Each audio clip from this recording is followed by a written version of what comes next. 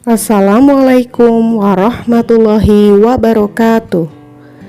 Kami dari kelompok 6 akan menyampaikan pembelajaran bahasa Indonesia dengan fokus berbicara. Tugas mata kuliah Pendidikan Bahasa Indonesia di SD. PGDK 4202. Presentasi ini disusun oleh Ana Primaningtyas, Elin Setioningsi, Nurul Awaliyah, Nurul Latifah, dan Sabrina Sanza Frianto. Pendahuluan. Kemampuan berbicara tidak hanya berhubungan dengan kegiatan bercakap-cakap sehari saja. Kemampuan berbicara juga berhubungan dengan profesi yang membutuhkan dasar-dasar kemampuan berbicara efektif. Seorang guru harus dapat menyampaikan materi di depan kelas dengan baik. Seorang dokter harus dapat mempengaruhi pasiennya. Demikian pula profesi lainnya harus memiliki kemampuan berbicara sesuai dengan tuntutan profesi masing-masing. Jadi, pengajaran berbicara di SD diharapkan dapat memberikan bekal dasar-dasar keahlian berbicara efektif dan memadai. Sebagai guru, kita tentu memahami aspek keterampilan berbahasa dan unsur-unsur kebahasaan dalam kurikulum 2004 disebut standar kompetensi dan kompetensi dasar kebahasaan yang harus kita miliki untuk melaksanakan tugas di sekolah. Salah satu standar kompetensi tersebut adalah berbicara. Berbicara merupakan aktivitas untuk mengembangkan aspek keterampilan yang lain, yaitu menyimak, membaca, dan menulis. Kegiatan belajar 1. Pembelajaran Bahasa Indonesia di SD. A. Hakikat pembelajaran. Menurut Kimball dalam Herkunhan tahun 1982 mengemukakan bahwa perubahan tingkah laku siswa setelah melaksanakan pembelajaran adalah tingkah laku yang relatif permanen. Tingkah laku yang diakibatkan oleh adanya penguatan praktis. Beberapa hakikat pembelajaran tersebut dikemukakan sebagai berikut. Yang pertama, pembelajaran menyebabkan tingkah laku. Yang kedua, perubahan tingkah laku tersebut bersifat permanen. Yang ketiga, perubahan tingkah laku tidak dapat begitu saja berubah menjadi pengalaman walaupun potensi untuk itu telah dimiliki. Yang keempat, perubahan tingkah laku disebabkan pengalaman atau latihan praktis. Dan yang kelima, pengalaman atau latihan harus selalu ditajamkan, terutama pada tanggapan yang memerlukan adanya penghargaan atau reward. Para ahli berpendapat bahwa pembelajaran merupakan mediator perubahan tingkah laku. Pembelajaran adalah sesuatu yang melibatkan seperangkat pengalaman dan berbagai hal sebelum terjadinya perubahan itu sendiri. Dalam definisi ini, pembelajaran merupakan pemberian variabel internal. Dapat disimpulkan bahwa pembelajaran dapat membuat seseorang memiliki pengalaman dan tingkah laku sesuai dengan pengalaman atau pelatihan yang diterimanya. Oleh sebab itu, dalam pembelajaran bahasa Indonesia sebagai bahasa kedua bagi siswa SD, perlu diberikan kesempatan kepada siswa untuk berlatih menggunakan agar apa yang dilakukan itu dapat mengubah tingkah laku dalam berbahasa Indonesia. B. Pembelajaran bahasa. Pembelajaran pada dasarnya merupakan sebuah aktivitas yang sistemik, sistematis, dan terencana. Untuk mewujudkan ketiga karakteristik pelajaran bahasa, terdapat beberapa masalah yang harus diantisipasi dan didudukan secara proporsional. Permasalahan tersebut berkaitan dengan tujuan pembelajaran, materi pembelajaran, strategi pembelajaran, evaluasi, pengajar atau guru, dan siswa. Dalam pembelajaran bahasa, khususnya pembelajaran bahasa Indonesia sebagai bahasa kedua, salah satu segi yang sering disorot dan dipertanyakan adalah strategi atau teknik, metode, dan pendekatan pembelajaran yang digunakan. Sukses atau tidaknya suatu program pengajaran bahasa Indonesia sebagai bahasa kedua sering dinilai dari strategi dan metode yang digunakan. C. Pembelajaran bahasa Indonesia di SD. Bahasa Indonesia bagi sebagian besar masyarakat Indonesia diperoleh dengan dua cara, yaitu pemerolehan secara formal dan non-formal. Menurut kurikulum 2004, yakni kurikulum berbasis kompetensi, mata pelajaran bahasa Indonesia bertujuan untuk mengembangkan kemampuan siswa berkomunikasi baik lisan maupun tulis, sebagai alat untuk mempelajari rumpun pelajaran lain, berpikir kritis dalam berbagai aspek kehidupan, serta mengembangkan sikap menghargai bahasa Indonesia sebagai bahasa nasional dan apresiasi karya sastra Indonesia. Untuk kelas 1 dan kelas 2 atau kelas rendah, pembelajaran bahasa Indonesia menekankan pada aspek peningkatan kemampuan membaca dan menulis permulaan. Sedangkan untuk kelas 3 dan sampai kelas 6 atau kelas tinggi menekankan pada peningkatan kemampuan berkomunikasi lisan dan tulis. Pelaksanaan pembelajaran sesuai dengan standar kompetensi yang telah ditentukan dalam kurikulum. Standar kompetensi mata pelajaran bahasa Indonesia bersumber pada hakikat pembelajaran bahasa, yaitu belajar bahasa adalah berkomunikasi dan belajar sastra, belajar menghargai manusia dan nilai-nilai kemanusiaan. Oleh sebab itu, pembelajaran bahasa Indonesia mengupayakan peningkatan kemampuan siswa untuk berkomunikasi secara lisan dan tulis, serta menghargai karya cipta bangsa Indonesia.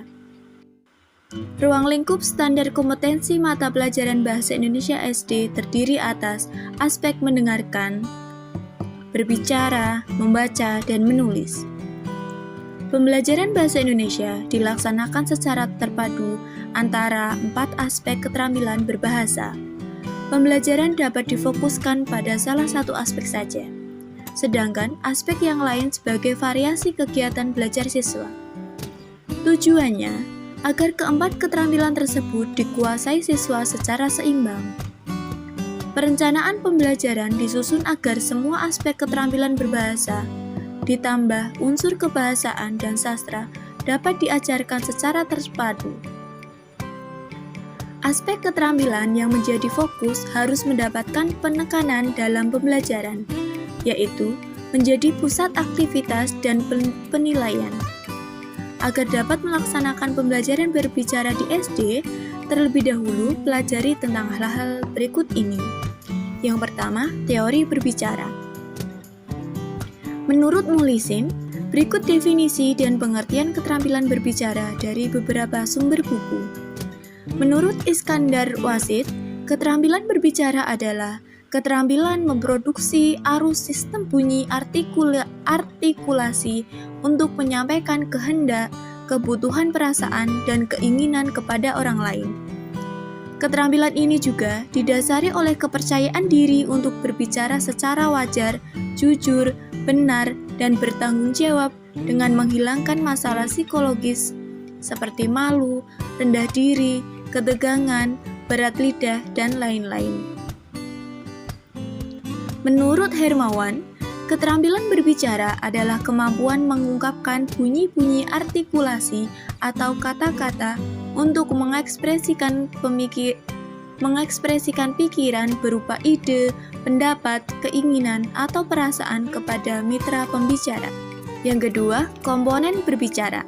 Menurut Tarigan, komponen berbicara antara lain, yang pertama, pembicara, yang kedua, pembicaraan, yang ketiga, penyimak, yang keempat, media, yang kelima, sarana penunjang, dan yang keenam, interaksi.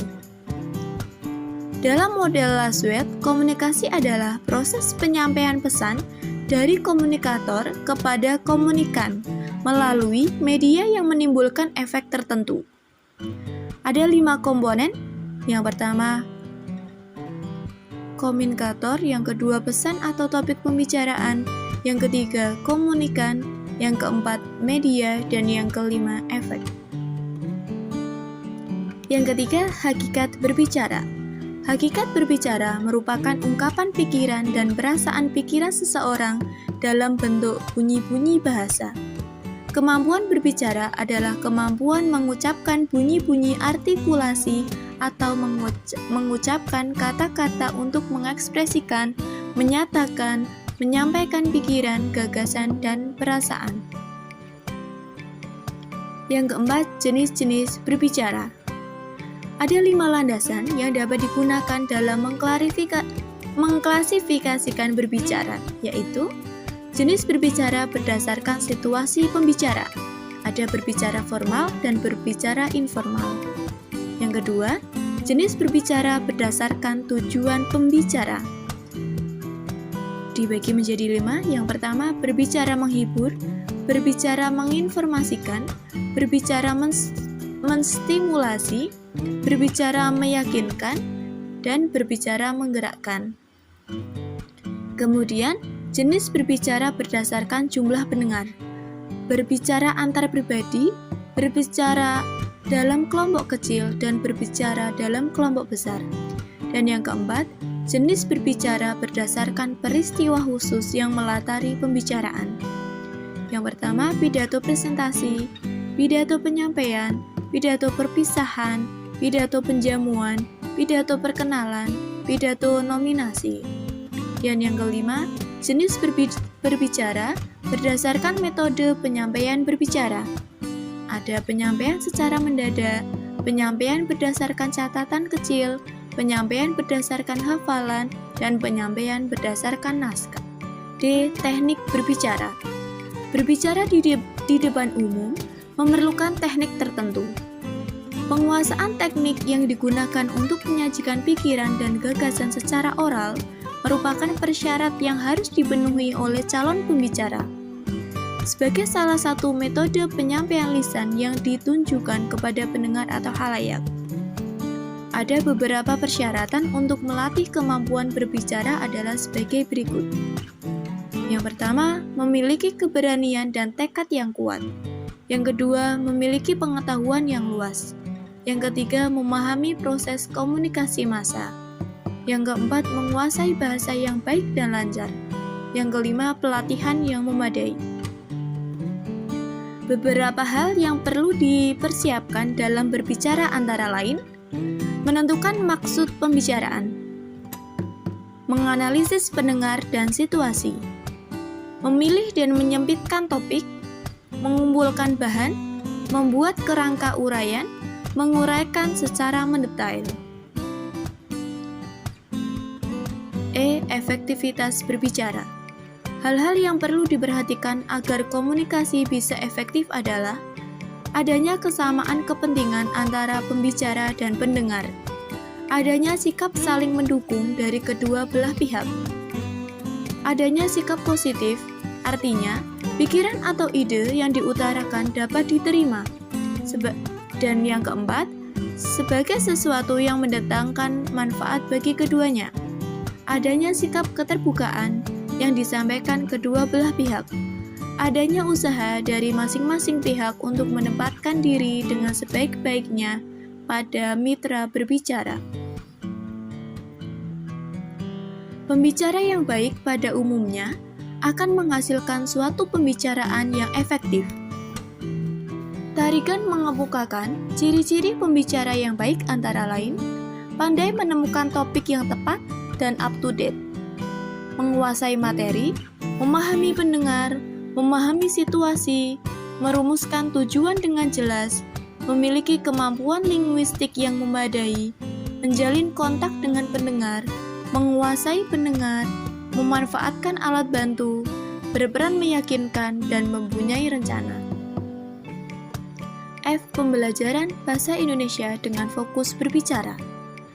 Pembelajaran keterampilan berbicara dapat dilakukan dengan memfokuskan diri dan dengan tidak memfokuskan. Jika pembelajaran dilakukan dengan pemfokusan, semua aktivitas pembelajaran berangkat, tertuju, dan berpulang pada keterampilan berbicara. Aktivitas keterampilan berbahasa yang lain dan kompetensi kebahasaan yang ditampilkan sekedar pendukung berjalannya secara wajar kegiatan pembelajaran. Mengingat pembelajaran berfokus pada pembelajaran keterampilan berbicara, maka aktivitas pembelajaran didominasi oleh pembelajaran berbicara. Yang Yang pertama, konsep pembelajaran berbicara terpadu.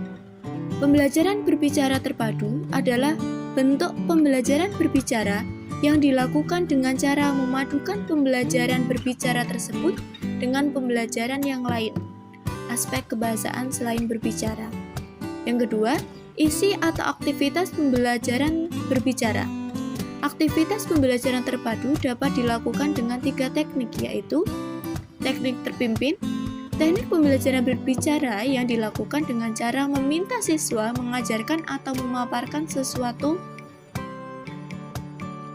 Yang kedua, teknik semi terpimpin. Teknik yang dilakukan dengan cara meminta siswa memaparkan sesuatu yang secara material sudah ada. Teknik bebas.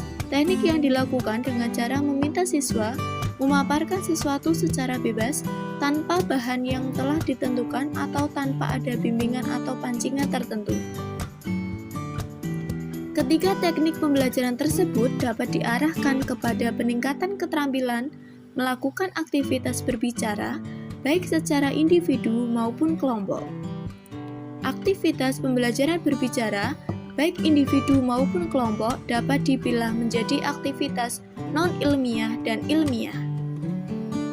Aktivitas berbicara individual non-ilmiah dilaksanakan dengan cara menirukan, menjawab pertanyaan, melengkapi kalimat, mengubah kalimat, membuat kalimat, menyanyi, membaca puisi, menyampaikan cerita reproduktif, memperkenalkan diri, mengemukakan fakta, menanggapi suatu pendapat, menilai suatu pendapat, memetik pelajaran dari suatu peristiwa penting, melaporkan pengalaman, menceritakan riwayat hidup seseorang yang dikagumi, menjelaskan cara membuat sesuatu, menyampaikan sambutan, menyampaikan komentar atau narasi, menyampaikan pesan yang diperoleh dari orang lain, menyanggah pendapat atau menolak permintaan, menyiarkan berita, memandu wisata, melaporkan isi bacaan, dan sebagainya.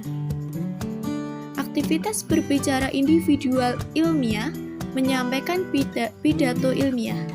Aktivitas kelompok non-ilmiah dilaksanakan dengan cara dialog santai dan wawancara santai. Aktivitas kelompok ilmiah dilakukan dengan cara melakukan wawancara ilmiah, melakukan dialog ilmiah, melakukan diskusi kelompok, melakukan diskusi panel, melakukan panel forum, seminar, simposium, ramu pendapat, melakukan studi kecil, dan bermain peran. G. Tujuan pembelajaran berbicara. Tujuan pembelajaran berbicara di SD dikelompokkan menjadi tujuan pembelajaran berbicara di kelas rendah. Tujuan pembelajaran berbicara di kelas rendah antara lain melatih keberanian siswa, melatih siswa menceritakan pengetahuan dan pengalamannya, melatih menyampaikan pendapat, membiasakan siswa untuk bertanya. Yang kedua, tujuan pembelajaran berbicara di kelas atas.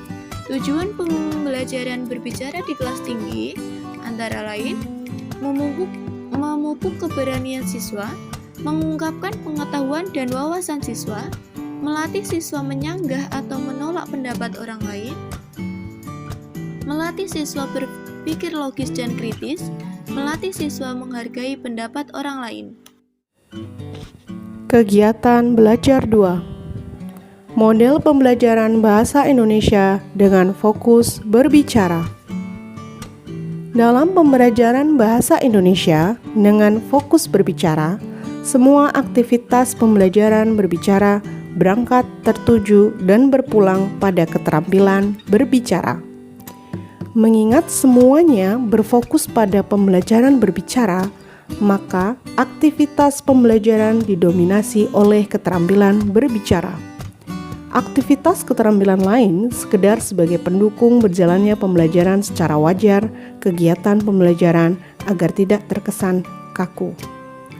Hal-hal yang perlu diperhatikan dalam pembelajaran berbicara antara lain suasana belajar di sekolah, kegiatan berbicara.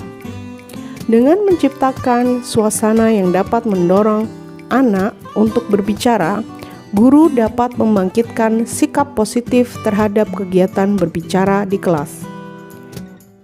Hal-hal penting dalam menciptakan suasana belajar bahasa adalah sebagai berikut.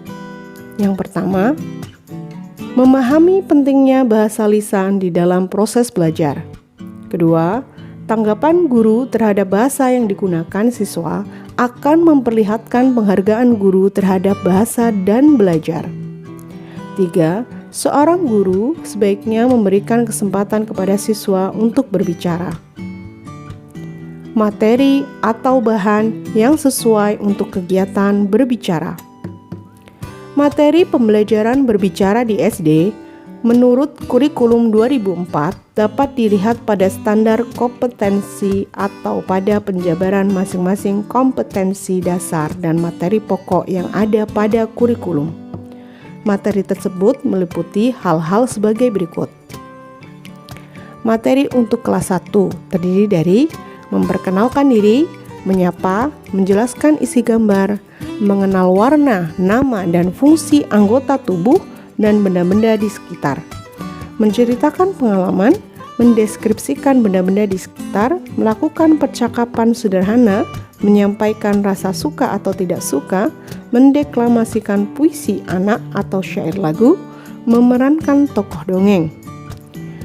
Untuk kelas 2 meliputi bertanya atau menanyakan sesuatu, menceritakan kegiatan sehari-hari, melakukan percakapan pendek, menceritakan pengalaman pribadi, melaporkan peristiwa yang dialami, mendeskripsikan tumbuhan dan binatang di sekitar, mendeklamasikan puisi, menceritakan kembali cerita yang didengar, bermain peran yang berkaitan dengan kegiatan sehari-hari. Untuk kelas 3, yaitu menceritakan pengalaman, menjelaskan urutan, mendeskripsikan tempat, memberikan tanggapan dan saran, menceritakan pengalaman pribadi, bermain peran yang berkaitan dengan isi cerita.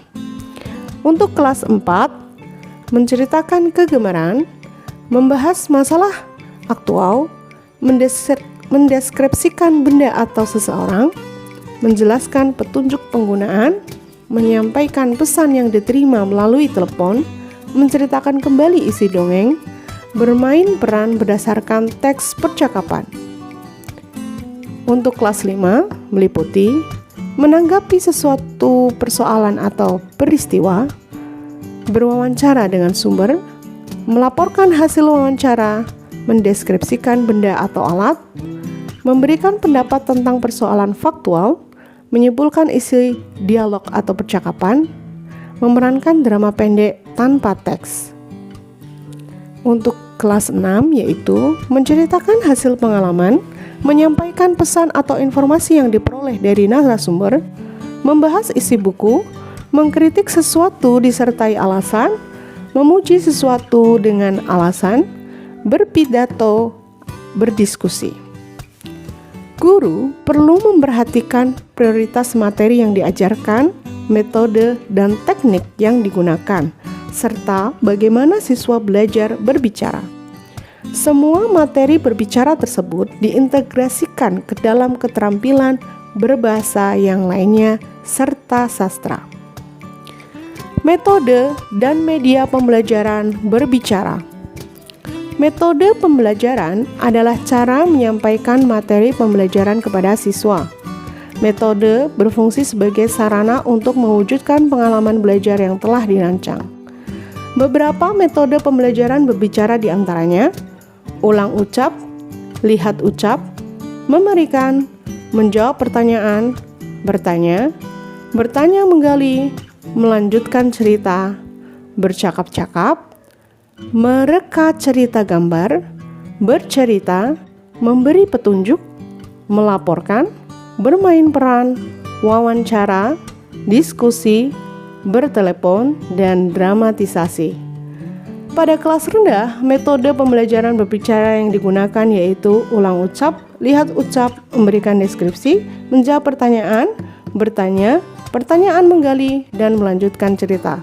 Sementara pada kelas tinggi, metode yang dapat digunakan yaitu menceritakan kembali, percakapan atau bermain peran, parafrase, rekat cerita gambar, memberi petunjuk, pelaporan, wawancara, diskusi, bertelepon, dan dramatisasi.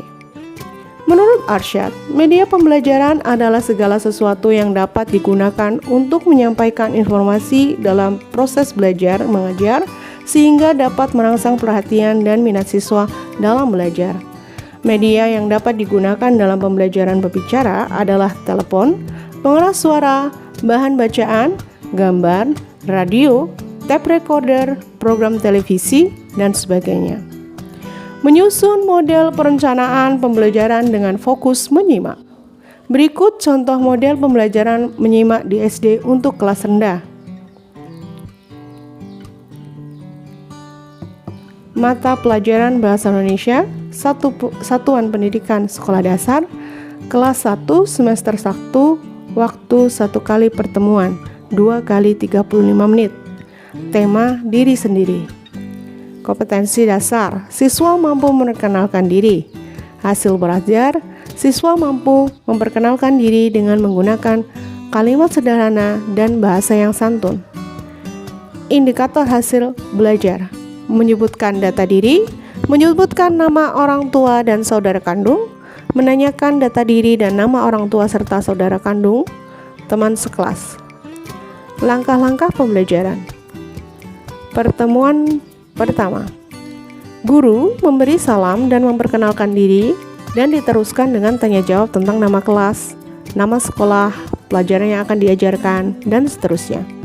Kedua, siswa secara bergiliran ditanya tentang nama, orang tua, anggota keluarga, dan tempat tinggal. Ketiga, siswa secara bergilir memperkenalkan diri dan anggota keluarganya.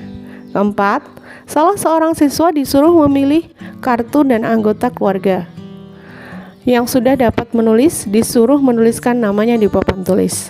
5. Secara bersama-sama membaca nama salah satu siswa yang dipilih atau ditulis di papan tulis. 6. Guru mulai memperkenalkan beberapa tulisan sesuai dengan materi untuk membaca dan menulis permulaan sebagai bahan pembelajaran berbicara selanjutnya dan juga sebagai bahan pembelajaran kompetensi dasar yang lain pada pertemuan berikutnya. 7. Siswa berlatih menulis namanya masing-masing di papan tulis, kemudian dibaca secara bersama-sama. 8. Menutup pelajaran. Catatan, apabila siswa belum dapat berbicara, pembelajaran belum berhasil, maka kegiatan harus diulangi lagi. Guru perlu mencari kelemahannya dan selalu berusaha memaksimalkan pembelajaran agar siswa memiliki keberanian untuk berbicara di depan kelas. Sumber, lancar berbahasa Indonesia 1, penilaian, dilakukan selama dalam proses pembelajaran, penilaian dapat berupa nilai perubahan. Demikian presentasi dari kami, mohon maaf apabila ada kekurangan. Wassalamualaikum warahmatullahi wabarakatuh.